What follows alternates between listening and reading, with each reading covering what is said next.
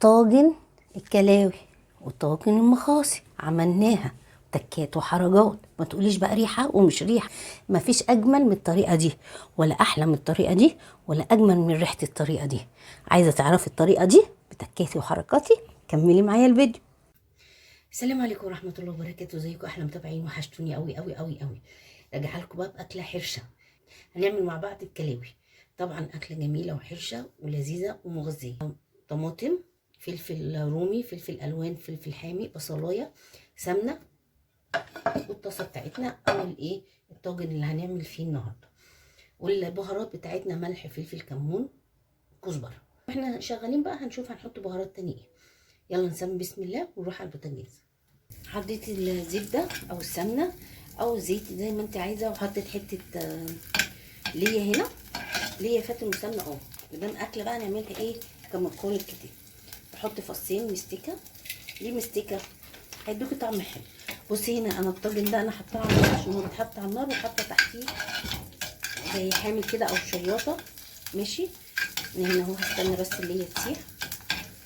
بسم الله. هنزل بالكلاوي بتاعتنا وهديها تشويح.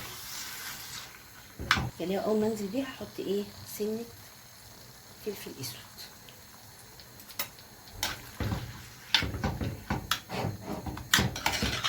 هقلب كويس. عايزاها بس تتشوح وهنزل عليها بباقي ايه المكونات اللي هي الخضار بقى. البصل هنزل بالبصل، وبعد كده الفلفل، وبعد كده الطماطم وبس. طبعا الحر اللي هجم علينا تاني ده عايز اكلات ايه سريعه.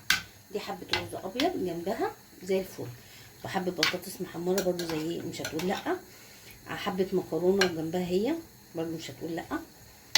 اهي. طبعا انا ايه بسخن ميه او الكتل عندك حطيه الميه تسخن لحد ما نخلص ايه عمايلها، عشان هننزل عليها بميه سخنه. اول ما الاقيه لونها اتغير كده هنزل عليها بالبصل بسم الله وهقلب. كل ما انزل في حاجه اسيبها شويه. البصل بقى زي ما انت ايه عايزاه بقى مكعبات، بس قطعيه كبير عشان هو ايه ياخد وقت في السوا وما يتهريش منك البصل. والخضار برده ما تقطعوش رفيع قوي عشان ما يتهريش منك ايه في السوا. حبه سلطه بقى جنبها هنزل اهو بالفلافل دلوقتي وهقلب. ننزل بالطماطم بتاعتنا كده. يبقى ايه نزلنا بالخضار كله. هحط بقى بهاراتنا، رشه ايه فلفل، ملح،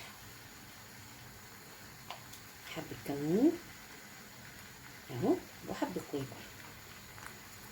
عندي ديمي جلاس بودر بحط حبه اهي، حبه صغيرين قوي مش كتير.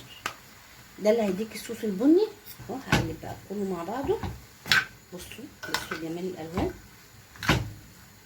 اهو. خلي بقى يتشوح شويه مع بعضه وكده خلصنا. خلي بقى يستوي براحته خالص على البوتاجاز. عايزه اقول لكم الريحه تحفه تحفه بجد اهي. بصوا بقى، بصوا بدا ينزل الخضار، نازل الميه.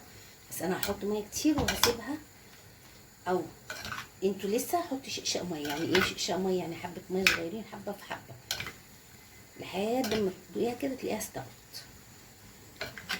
اهو زي اكله سريعه وخفيفه.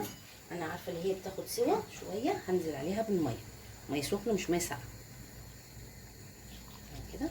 هنزل بالميه تغطيها عشان ايه مش كل شويه ازودها ميه مع نفسها.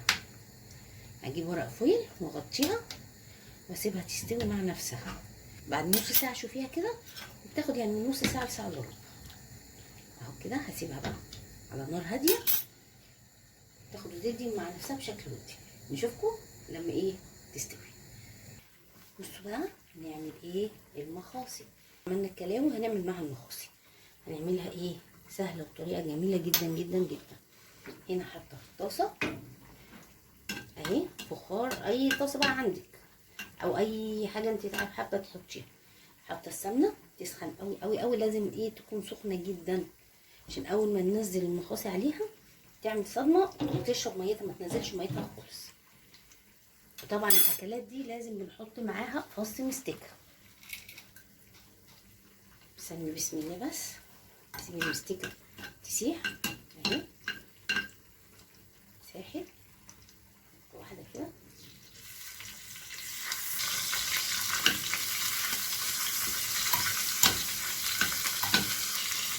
نقطعها ازاي؟ دي التقطيع بتاعتها، غسلتها كويس جدا بملح ودقيق وشطفتها كذا مره. اكيد اللي ريحتها هتبقى زي كده. في الوقت ده هعصر عليها نص ليمونه. بصوا بدات ايه تشرب ميتها. عايزاكم تشوفوا كل حاجه عشان لو عملت معاكم كده تعرفوا اللي هي عادي خالص هتشرب ميتها، وايه هنتعامل معاها من اول وجديد. في الوقت ده نحط لها معلقه تانية كاتمه. ما شدتها خلاص الاولانيه في الميه، احنا عايزين بقى ايه تتحمر فيها كده اهو. السمنه دي بقى هي اللي هتحمرها. بصوا ميبقاش فيها ميه، فيها السمنه. في الوقت ده هنزل عليها برشه ايه فلفل اسمر، حمرها بقى في السمنه. فص الثوم هنزل عليها بالفلفل، ده فلفل ايه رومي، فلفل حامي.